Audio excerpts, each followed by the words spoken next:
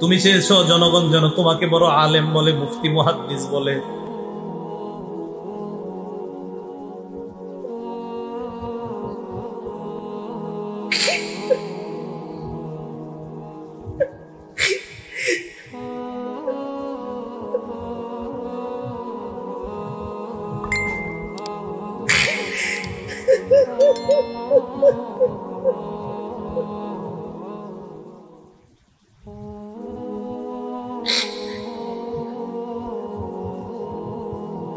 মানুষ তোমাকে বড় আলেম বলছে, বড় বক্তা, বড় মুহাদ্দিস সব বলছে, যাও জাহান্নামে যাও।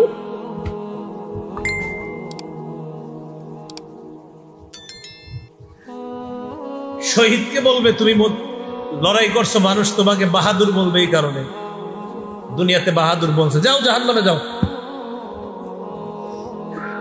দাতাকে বলবে তুমি যেন বড় দাতা, এটা বলার জন্য তুমি দুনিয়াতে দান করছো, জাহান্নামে যাও। হাদিসে নবীজি বলছেন উলাইকা সালাসাতু সাআরু বিহিমুন নার আউয়ালু মান তুসাআরু বিহিমুন নার, এই তিনজনকে দিয়ে জাহান্নাম জ্বালাবে আল্লাহ। আমরা যারা মিডিয়াতে কাজ করি, আল্লাহ মাফ করুন, ইখলাস আমাদের জন্য অনেক কঠিন। মানুষের কাছে বাহবা পাওয়া, মানুষের প্রশংসা করানো, ভিউ কত হলো, কত মানুষ আমাকে চিনলো জানলো, এই বিষয়গুলো আমাদের আমলকে নষ্ট করে। আপনারা দোয়া করবেন আমরা যারা মিডিয়াতে কাজ করি, আলেমরা যারা দাওয়াতের কাজ করে, আল্লাহ যেন আমাদেরকে ইখলাস দান করেন, আমরা যেন শুধুমাত্র আল্লাহর সন্তুষ্টির জন্য কাজ করতে পারি। এই প্রশ্ন অন্তর কাঁপায় দেওয়ার মতো প্রশ্ন। এই প্রশ্ন তো আমার প্রশ্ন যে কিভাবে আমাদের মধ্যে ইখলাস আসতে পারে। আল্লাহ তাআলা আমাদের সকলকে ইখলাস দান করেন। সেদিন আল্লাহ তাআলা অনেক আলেমকে ডাকবেন, অনেক দাঈদেরকে ডাকবেন, অনেক দুআত ইলাল্লাহদের তিনি ডাকবেন।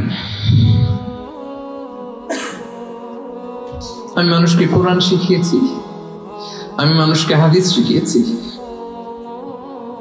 আমার কথা শুনে অনেক নামাজ পড়েছে, আমার কথা শুনে অনেকের দাড়ি রেখেছে, আগে সুদ খেত, আমার কথা শুনে সুদ বন্ধ করেছে, আমার কথা শুনে তো আল্লাহ এরা নামাজি হয়ে গিয়েছে। The entire society